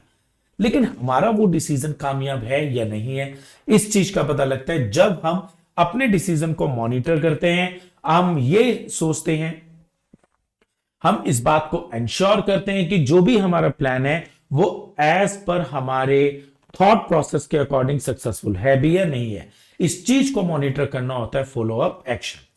In a sale plan, monitoring involve comparing actual sale figure to the sale target. आपने अभी तक जो भी एक्चुअल सेल करी है उसको अपने टारगेट से चेक करिएगा in the plan and identify any deviation. और अगर आपको एक्चुअल सेल और टारगेट सेल में कोई भी डिफरेंस नजर आता है तो इसके लिए डेविएशन जो है उनके लिए करेक्टिव एक्शन लेना। Follow up action ensure that plans are not merely created but also put into practice. Follow up का मतलब होता है कि सिर्फ आपने अब तक प्लानिंग सोची ही नहीं है बल्कि आपने उसे प्रैक्टिस में भी लेकर आए हैं। It helps verify that activities are carried out according to the plan. Monitor करने से हमें यह एडवांटेज मिलता है कि हमें यह पता लग जाता है कि जो भी हमारी एक्टिविटीज है वो एज पर प्लान है भी या नहीं है। They involve tracking the progress of A plan. आप अपने प्लान के प्रोग्रेस को ट्रैक करते हैं फॉलो अप एक्शन के अंदर। इवेल्युएट परफॉर्मेंस, परफॉर्मेंस को चेक करते हैं, उसको इवेल्युएट करते हैं, ऑब्जेक्टिव्स को इवेल्युएट करते हैं, और इसके लिए अगर कहीं भी मेजर या माइनर एडजस्टमेंट्स की जरूरत होती है उसे भी इंप्लीमेंटेशन पर लेकर आते हैं। So this is a planning process. आप इसके सारे के सारे हेडिंग्स इन ऑर्डर याद करिएगा। जैसा मैंने लेक्चर के शुरू में बताया था, अब आपसे यह भी पूछा जाता है फर्स्ट 3 हेडिंग्स कौन से हैं, लास्ट 3 हेडिंग्स कौन से हैं, या इवेल्युएटिंग ऑल्टरनेटिव कोर्सेज के बाद कौन से 2 हेडिंग्स आएंगे। तो इस तरीके से आपके पास इन 7 हेडिंग्स के इन बिटवीन क्वेश्चंस पूछे जाते हैं। अब ये जो चैप्टर है हमारा सिर्फ एक लास्ट लेक्चर के अंदर खत्म हो जाएगा, that is part 4। Till then, goodbye. Organisations require planning before making decision. देखो सीधी सी बात है, कोई भी ऑर्गेनाइजेशन डिसीजन लेने से पहले कोई ना कोई तो प्लान करेगा related to their business operations और प्रोजेक्ट, चाहे वो उनका कोई बिजनेस ऑपरेशन हो या उन्हें किसी भी प्रोजेक्ट पे काम करना हो। Plans can be categorised into different type based on their use and planning duration. अब प्लान जो होते हैं अलग अलग तरीके के होते हैं, उनकी कैटेगरी अलग अलग हो सकती है, उनके टाइम पीरियड के हिसाब से भी हम उनको अलग अलग कैटेगरी में डिवाइड कर सकते हैं। तो अगर मैं प्लान को डिवाइड करता हूं तो हमारे 2 तरीके के प्लान होते हैं, सिंगल यूज प्लान और standing plan. Single use plan develop for one time event और प्रोजेक्ट। सिंगल यूज प्लान हमेशा किसी एक इवेंट जो सिर्फ वंस इन ए वाइल होनी होती है या बहुत इररेगुलर होती है उनके लिए हम लोग बनाते हैं, not likely to be repeated. और ये जो प्लान होते हैं ये कभी भी रिपीट नहीं होते। अब सिंगल यूज प्लान की जो ड्यूरेशन होती है वो हमारे प्रोजेक्ट पे डिपेंड करती है। कभी कभी ये ड्यूरेशन 1 दिन भी हो सकती है और कभी कभी कुछ हफ्ते और महीने भी हो सकते हैं। अगर मैं सिंगल यूज प्लान के अंदर कंसीडर करता हूं तो एक आपका आता है बजट, प्रोग्राम और projects.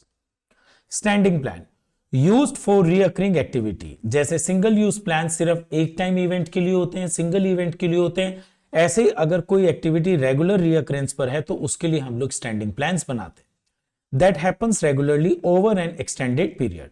Designed to ensure smooth internal operation. Normally single use plan का जो मेन पर्पस होता है ऑपरेशंस को स्मूथ चलाने के लिए होता है कि ऑर्गेनाइजेशन में जो रिपीटेटिव एक्टिविटीज हैं वो बिना किसी हिंड्रेंस के चलती रहे। टिपिकली डेवलप्ड वंस, इनको हम एक बार डेवलप करते हैं but may be modified as needed to adapt changes business requirement. लेकिन समय के साथ साथ हम इनको मॉडिफाई करते रहते हैं। अब हम लोग स्टैंडिंग प्लान के अंदर पॉलिसीज को काउंट करते हैं, प्रोसीजर, मेथड और रूल्स को काउंट करते हैं। यहां पर आपके पास मोर ओवर 1 मार्क्स में क्वेश्चन पूछा जाता है कि आप पॉलिसी, प्रोसीजर या बजट इनको किस कैटेगरी ऑफ प्लान में काउंट करते हैं। तो इससे आपको यह पता लग जाएगा पॉलिसी, प्रोसीजर आपके स्टैंडिंग प्लान में आते हैं और जो बजट है आपका सिंगल यूज में आते हैं। Now the first is objective. अब किसी भी ऑर्गेनाइजेशन के जो ऑब्जेक्टिव्स होते हैं, दैट मींस जो गोल होते हैं, वो बहुत अलग अलग तरीके के होते हैं। कुछ ऑर्गेनाइजेशन अपनी सेल को 10% से राइज करना चाहते हैं। कुछ organisations earn a reasonable rate of return on investment. वो चाहते हैं कि जितना भी उन्होंने पैसा इन्वेस्ट करा है उस पर एक सफिशिएंट अमाउंट ऑफ रिटर्न्स मिले। और कुछ ऑर्गेनाइजेशन चाहते हैं earn a 20% profit from business, कि हमें 20% प्रॉफिट राइज होना चाहिए। तो यहां पर अलग अलग ऑर्गेनाइजेशन के अलग अलग गोल हैं। Objectives are the desired future position. तो ऑब्जेक्टिव्स क्या है हमारे? डिजायर्ड फ्यूचर पोजीशन है। दैट मींस ऑर्गेनाइजेशन फ्यूचर में क्या अटेन करना चाहता है, क्या अचीव करना चाहता है, यही हमारे ऑब्जेक्टिव्स होते हैं। एक ऑर्गेनाइजेशन सेल राइज करना चाहता है, कुछ ऑर्गेनाइजेशंस इन्वेस्टमेंट पर अच्छे रिटर्न्स चाहते हैं और कुछ ऑर्गेनाइजेशंस प्रॉफिट को राइज करना चाहते हैं। That an organisation aim to achieve. They provide a clear direction for the organization activity. अब डेफिनेटली कोई भी ऑर्गेनाइजेशन जो भी एक्टिविटी करेगा वो अपने टारगेट्स को अचीव करने के लिए करेगा। किसी भी ऑब्जेक्टिव में जो बेसिक कैरेक्टरिस्टिक्स होनी चाहिए वो है, number 1 desired future position. Objective represent what the organization want to achieve in the future. हर एक ऑर्गेनाइजेशन ये चाहता है कि वो फ्यूचर में अपना टारगेट अचीव करे, तो इसका मतलब ऑब्जेक्टिव है आपकी desired future position. Second is measurable. Objective should be in quantity. देखो अगर आपका टारगेट क्वांटिटी में नहीं होगा तो आपको उसे मेजर करना बहुत मुश्किल होगा। कैसे? अगर आप एज ए स्टूडेंट ये सोचते हैं कि मुझे बहुत अच्छे नंबर चाहिए, तो देखो बहुत अच्छे की कोई डेफिनेशन नहीं है। एक बच्चा जो कंपार्ट लेके आ चुका है उसके लिए बहुत अच्छे मार्क्स होते हैं, सिर्फ पासिंग मार्क्स, और एक बच्चा जो 95 लेकर आता है उसके लिए बहुत अच्छे होते हैं 97, 98 या 99 और 100%। तो यहां पर बहुत अच्छे की कोई डेफिनेशन नहीं है। तो अगर हर एक स्टूडेंट अपने टारगेट को क्वांटिटी में डिसाइड करता है कि मुझे 80% चाहिए, मुझे 95% चाहिए या मुझे 45% चाहिए, तो ये जो गोल है, ये जो टारगेट है, हम इजीली मेजर कर सकते हैं। टाइम बाउंड, आपको क्या लगता है, आप लोगों ने अपने 12th का परसेंटेज डिसाइड करा लेकिन उसमें टाइम पीरियड कुछ रखा ही नहीं कि मुझे तो 95% चाहिए, चाहे वो इस साल के एग्जाम में आए या अगले साल के एग्जाम में आए। क्या ये चीज प्रैक्टिकल पॉसिबल है? बिल्कुल भी नहीं। तो इसका मतलब टारगेट तब तक हमारा अचीव नहीं होगा जब तक कि हम उसमें कुछ टाइम मेजरमेंट्स को नहीं रखते। Objective should have a specified time frame, objective का एक टाइम फ्रेम होता है within which they are to be achieved, और उसी टाइम फ्रेम में उनको अचीव करना होता है। This helps in monitoring progress. अगर आपने कोई टारगेट सेट करा, टारगेट का एक टाइम फ्रेम रखा, तो डेफिनेटली आप अपने प्रोग्रेस को मॉनिटर कर सकते हैं। Strategy, a strategy is a crucial aspect of an organization planning process. Strategy किसी भी प्लानिंग का एक सबसे क्रूशियल पार्ट होता है। It outlines the broad framework for an organisation business activity. तो किसी भी ऑर्गेनाइजेशन की बिजनेस एक्टिविटी के लिए एक बहुत ही ब्रॉड फ्रेमवर्क है। इसके अंदर नॉर्मली ऑर्गेनाइजेशन जो है लॉन्ग टर्म स्कोप को डिजाइन करता है। A strategy is a comprehensive plan. Remember, अगर कभी भी आपके पास केस स्टडी में comprehensive plan वर्ड आएगा तो आंसर आपका स्ट्रेटेजी रहेगा। Designed to achieve the organization's objective. Provides a roadmap for the organization. Objective जो पूरा करने के लिए हम जो भी स्ट्रेटेजी बनाते हैं किसी भी ऑर्गेनाइजेशन के लिए, वो एक तरीके से स्ट्रेटेजी ऑर्गेनाइजेशन की रोड मैप होती है। Guiding its action and decision. For example, a marketing strategy involve addressing question such as target customer. आपने मार्केटिंग स्ट्रेटेजी बनाई है, आप अपनी कंपनी की मार्केटिंग को बहुत एनरिच करना चाहते हैं, तो उसकी स्ट्रेटेजी में आपके पास कुछ क्वेश्चंस हैं, जैसे आपके टारगेट कस्टमर्स क्या हैं, किस प्रोडक्ट की डिमांड मार्केट में ज्यादा है, आपका डिस्ट्रीब्यूशन चैनल डायरेक्ट है या इनडायरेक्ट है, प्राइस को लेकर आपकी क्या पॉलिसी है, आप प्राइस हायर एंड पर रख रहे हैं या लोअर एंड पर रख रहे हैं, और एडवर्टाइजिंग आप किस तरीके से करना चाहते हैं। Components of strategy, determining long term objective. हमेशा स्ट्रेटेजी में हम अपने टारगेट लॉन्ग टर्म के लिए डिजाइन करते हैं। Strategies involve setting long term goal. Strategy में आपके टारगेट हमेशा लॉन्ग टर्म के लिए होते हैं। Objectives that provide a sense of purpose and direction for the organisation. और बेसिकली ऑब्जेक्टिव्स क्या होते हैं? किसी भी ऑर्गेनाइजेशन का वो पर्पस होता है जो कोई भी ऑर्गेनाइजेशन अचीव करना चाहता है। Adopting a particular course of action. A strategy outlines the specific action and approach that organization will take to achieve its objective. अगर हम बात स्ट्रेटेजी की करते हैं तो किसी भी स्ट्रेटेजी को अडॉप्ट करके ऑर्गेनाइजेशन अपने ऑब्जेक्टिव्स, अपने टारगेट को फुलफिल करता है। Allocating resources, it involve the allocation of resources. Strategy में हम लोग कहीं ना कहीं रिसोर्सेज को भी एलोकेट करते हैं। किसी भी ऑर्गेनाइजेशन की स्ट्रेटेजी में टारगेट पूरा करने के लिए अगर फाइनेंशियल रिसोर्सेज चाहिए, ह्यूमन रिसोर्सेज चाहिए या टेक्नोलॉजिकल रिसोर्सेज चाहिए, उन सबको भी असेंबल किया जाता है।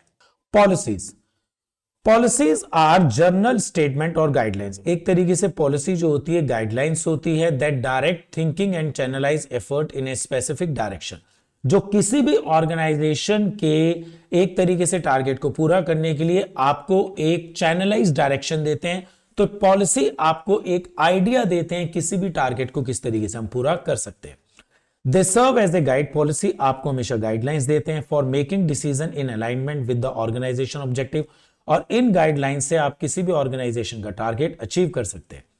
Establishing policy make it easier to address and resolve problem. अगर हम किसी भी ऑर्गेनाइजेशन में कुछ भी पॉलिसीज को सेट करते हैं तो उस ऑर्गेनाइजेशन की प्रॉब्लम्स को बहुत हद तक खत्म कर सकते हैं। फॉर एन एग्जाम्पल, ऑर्गेनाइजेशंस के अंदर, स्कूल्स के अंदर ये पॉलिसी होती है कि आप लाइब्रेरी की book with in 7 days return करेंगे। तो अब जो स्टूडेंट से बुक वापस आने की प्रॉब्लम है, इस पॉलिसी को डिजाइन करते ही वो सारी की सारी प्रॉब्लम्स खत्म हो जाती है। टाइप्स ऑफ पॉलिसीज, तो अगर मैं पॉलिसीज की बात करता हूं तो ऑर्गेनाइजेशन में दो तरीके की पॉलिसीज होती है, मेजर और minor. Major policies are typically intended for public knowledge. Major policy जो होती है वो पब्लिक के लिए होती है। May be relevant to customer, ये पॉलिसीज हमेशा कस्टमर, क्लाइंट्स, कॉम्पिटिटर्स के लिए होती है। For example, quality assurance policy environment से रिलेटेड, ये सब के सब हमारे या तो कस्टमर से रिलेटेड है, क्लाइंट से रिलेटेड है, या कॉम्पिटिटर से रिलेटेड होती है। Minor policy, these are meant for internal use. अगर ऑर्गेनाइजेशन अपने खुद के यूज के लिए कोई भी पॉलिसी बनाता है, उनको हम लोग माइनर पॉलिसी कहते हैं। And content detail information important for employees. अब देखिएगा, किसी भी ऑर्गेनाइजेशन के अंदर एम्प्लॉयज काम करते हैं, तो एक तरीके से ये पॉलिसीज जो है एम्प्लॉयज के लिए बनती हैं। नॉर्मली उनको रिक्रूट करने का प्रोसेस, उनके सेफ्टी प्रोटोकॉल के प्रोसेस, और इसके अलावा जो हमारे एचआर की पॉलिसीज होती है। प्रोसीजर, अगर मान लिया मैं आपसे ये कहता हूं कि चाय कैसे बनाते हैं, और आप मुझे एकदम कहें कि सर आप चाय को गैस से, फ्राईपैन को गैस से उतार के छान लीजिएगा, तो मैं आपसे क्या पूछूंगा कि बेटा हमने गैस को ऑन कब किया था और हमने फ्राईपैन के अंदर चाय बनाने के इंग्रेडिएंट्स कब डाले। इसका मतलब आप जब मुझे प्रॉपरली बताएंगे कि चाय कैसे बनाई जाती है, तो आप मुझे उसको स्टेप 1 से बताएंगे और स्टेप एंड तक लेकर जाएंगे। तो एक तरीके से हम कह सकते हैं प्रोसीजर आपके रूटीन स्टेप होते हैं, सीक्वेंशियल स्टेप्स होते हैं that provide instruction on how to carry out specific activities. और ये जो प्रोसीजर होते हैं, स्टेप्स होते हैं, आपको इंस्ट्रक्शंस देते हैं किसी भी एक्टिविटी को कैसे पूरा किया जा सकता है। They specify the exact manner in which the task or process should be perform. और प्रोसीजर जो होते हैं आपको हमेशा एक एग्जैक्ट मैनर बताते हैं, वो तरीका बताते हैं कि इस तरीके से हम लोग किसी भी काम को पूरा कर सकते हैं। अगर मैं प्रोसीजर के कैरेक्टरिस्टिक्स की बात करता हूं, ये हमारे रूटीन स्टेप्स हैं। Procedure are typically use for routine और रिपीटेटिव एक्टिविटीज। प्रोसीजर जो है हमारे रूटीन और रिपीटेटिव एक्टिविटीज के लिए होती है दैट अकर रेगुलरली, जो किसी भी ऑर्गेनाइजेशन में रेगुलर होती है। They are presented in a chronological or step by step order. Remember, procedure का कभी भी ऑर्डर ब्रेक नहीं हो सकता है। इस वजह से आपने जब भी प्लानिंग का प्रोसेस करा है या स्टाफिंग का प्रोसेस करा है, सबके स्टेप्स को आपने एक ऑर्डर में याद करा है। अब ये क्वेश्चन बहुत ज्यादा इंपॉर्टेंट होता है, पॉलिसी और प्रोसीजर में क्या रिलेशन है। Policies and procedure are closely interlinked. Policies provide the overall framework and guidelines within which procedure are developed. मतलब आपके लिए पॉलिसीज जो हैं सबसे ऊपर होती हैं, और इन पॉलिसीज के अंदर ही हम लोग प्रोसीजर्स को डेवलप करते हैं। तो इसका मतलब क्या हुआ, हमने किसी टारगेट को पूरा करने के लिए पहले पॉलिसी बनाई, और उस पॉलिसी को अचीव करने के लिए हमारे जो स्टेप्स होंगे वो सब प्रोसीजर कहलाए जाएंगे। Now the method. देखो, किसी भी ऑर्गेनाइजेशन में किसी भी काम को करने के बहुत सारे मेथड होते हैं। Like training method, method for imparting training to employ at various level within the organisation. मतलब किसी भी ऑर्गेनाइजेशन में अलग अलग लेवल के एम्प्लॉयज को ट्रेनिंग देने के अलग अलग मेथड होते हैं। फॉर हायर लेवल मैनेजमेंट हम लोग नॉर्मली लेक्चर या सेमिनार्स का यूज करते हैं ट्रेनिंग देने के लिए, लेकिन सुपरवाइजरी लेवल के लिए on the job training, work oriented method का यूज किया जाता है, और उनको टाइम टाइम पर मॉनिटर भी किया जाता है। मैन्युफैक्चरिंग मेथड में ट्रेनिंग के लिए मैन्युफैक्चरिंग मेथड में include specific techniques for assembling products. Manufacturing method में हम लोग प्रोडक्ट को असेंबल करने की ट्रेनिंग देते हैं, क्वालिटी कंट्रोल की ट्रेनिंग देते हैं, और प्रोडक्शन लाइन की ट्रेनिंग देते हैं। तो इसका मतलब किसी भी ऑर्गेनाइजेशन में ट्रेनिंग देने के अलग अलग मेथड होते हैं, और ये जो मेथड होते हैं one of the best method choose किया जाता है टारगेट को अचीव करने के लिए। बेस्ट मेथड, बेस्ट ट्रेनिंग जो होती है कहीं ना कहीं ऑर्गेनाइजेशन के टारगेट को इजीली फुलफिल कराती है। Method refers to the prescribed way or approaches for performing specific task. Method जो होता है कहीं ना कहीं हमारा एक ऐसा वे होता है जो किसी भी टारगेट को पूरा करने में हेल्प करता है, और activities within an organisation. They define the manner in which a particular step or aspect of a task should be executed. अब ये मैनर जो होते हैं कहीं ना कहीं हमें ये बताते हैं कि किसी भी टास्क को हम किस तरीके से एग्जीक्यूट कर सकते हैं। Method can vary from one task to another. Method जो होते हैं एक टास्क से दूसरे टास्क में अलग अलग होते हैं। जैसे ट्रेनिंग के मेथड ले लीजिएगा, आप टॉप लेवल को सेमिनार से ट्रेनिंग दे रहे हैं, और जबकि सुपरवाइजरी लेवल को ऑन द जॉब ट्रेनिंग दे रहे हैं। And selecting the right method can lead to increased efficiency and cost saving. अगर आपका मेथड बहुत अच्छा होगा तो कहीं ना कहीं आपकी एफिशिएंसी राइज होगी ही होगी, और कॉस्ट भी सेव होगी। अब अलग अलग मेथड हम अलग अलग टास्क के हिसाब से हमेशा डिजाइन करते हैं, ताकि मेथड अगर सही होगा तो हमारी कॉस्ट कम आएगी और एफिशिएंसी बढ़ेगी। अगर मैं मेथड की इंपॉर्टेंस की बात करता हूं तो फर्स्ट आती है efficiency. Properly chosen method can lead to greater efficiency. अगर आपका मेथड बहुत अच्छा है तो ऑर्गेनाइजेशन में काम करने वाले स्टाफ की एफिशिएंसी बढ़ेगी। Quality, the right method can contribute to improve product और सर्विस क्वालिटी। अगर आपने अपने एम्प्लॉयज को अच्छे मेथड से ट्रेनिंग दी है तो क्वालिटी ऑफ प्रोडक्ट और उनकी सर्विसेज बढ़ जाएंगे। Cost saving, efficient method can reduce the cost by saving time and resources. अगर आपका मेथड बहुत इफेक्टिव है तो कहीं ना कहीं आपकी कॉस्ट कम होगी और आपका टाइम भी बचेगा। Training effectiveness, in training and development the choice of method can impact the effectiveness of employees. अगर आप ट्रेनिंग और डेवलपमेंट करते हैं तो कहीं ना कहीं एक अच्छी ट्रेनिंग जो होती है आपके मेथड में इंपैक्ट लाती है इफेक्टिवनेस और एम्प्लॉयज के लर्निंग में। रूल्स, यहां पर हम रूल से रिलेटेड बहुत सारे एग्जांपल्स ले सकते हैं। Dress code rule, an organization may have a rule that specifies the type of attire employees must wear to work. अब किसी भी ऑर्गेनाइजेशन के अंदर अलग अलग ड्रेस को लेके रूल होते हैं जो उनकी यूनिफॉर्म होती है, जो एम्प्लॉयज के लिए कंपलसरी होती है पहनना। सेफ्टी रूल्स, इन मैन्युफैक्चरिंग और construction project there can be the rules that mandate the use of safety gear.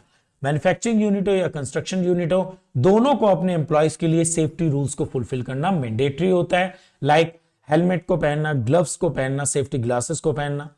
Attendance rule, a rule might specify the working hours and punctuality expectation for employ. Organisations के अंदर यह भी rule होता है कि organisation के अंदर जितने भी एम्प्लॉयज काम करेंगे उनके फिक्स वर्किंग आवर्स हैं। एक दिन में मिनिमम 8 या 7 जितने भी आवर्स उन्हें काम करने के लिए कहा जाएगा उतने वो करेंगे और स्टाफ बहुत पंक्चुअल होगा। तो अगर आप देखिएगा ये हमारे पास बहुत सारे एग्जांपल थे रूल्स के। तो rules are specific and explicit statement that dictate what action must be taken or avoid within an organisation.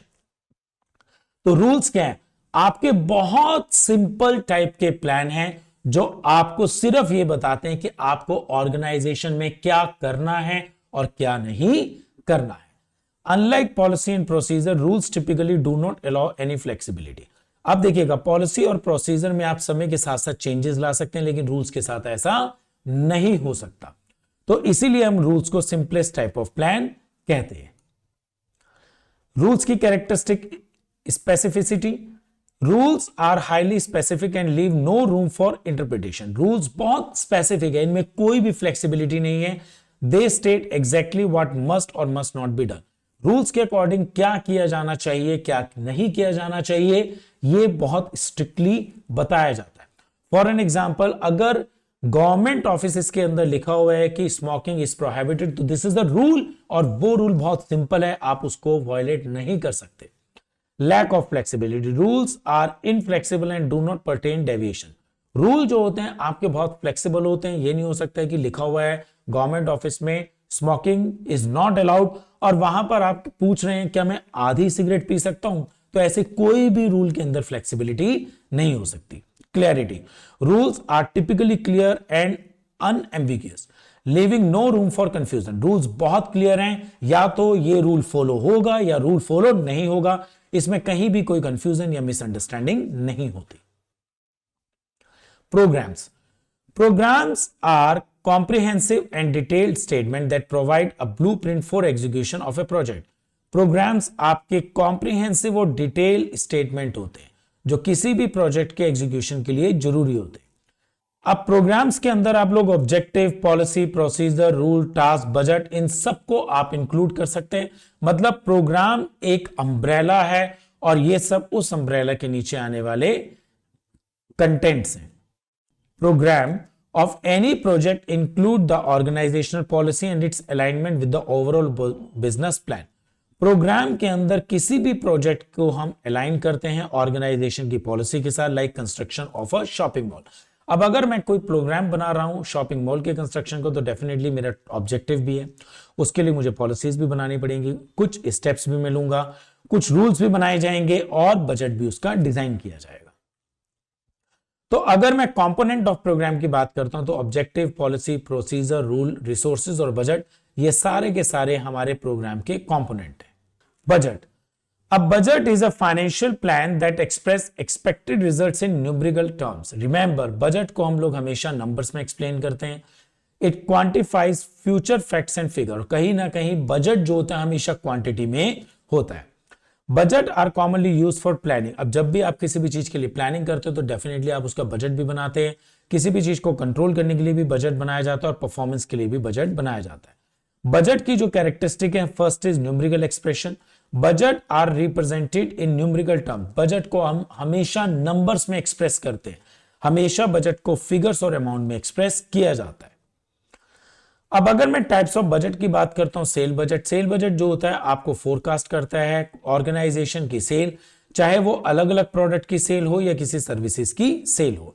Production budget determines the number of units to be produce to meet sale target, sale target को पूरा करने के लिए कितनी हमें unit produce करनी है, यह हमें प्रोडक्शन बजट बताता है। Sorry, expenses budget, estimate operating expenses for given period, expenses budget जो होता है आपको यह बताता है कि आपके एक साल में कितने एस्टिमेटेड एक्सपेंसेस हैं जो ऑर्गेनाइजेशन के हो सकते हैं। तो अल्टीमेटली मैंने यहां पर आपके सारे के सारे टाइप्स ऑफ प्लान को कवर कर लिया और आज हमारा ये चैप्टर पूरा हो गया। एज आई ऑलवेज सेज, पढ़ाई कभी भी मुश्किल नहीं होती, सिर्फ उसे आसान बनाना पड़ता है। आप स्क्रीनशॉट लीजिएगा, रेगुलर इनको रिवाइज करिएगा, पढ़ाई बहुत आसान हो जाएगी। Thank you.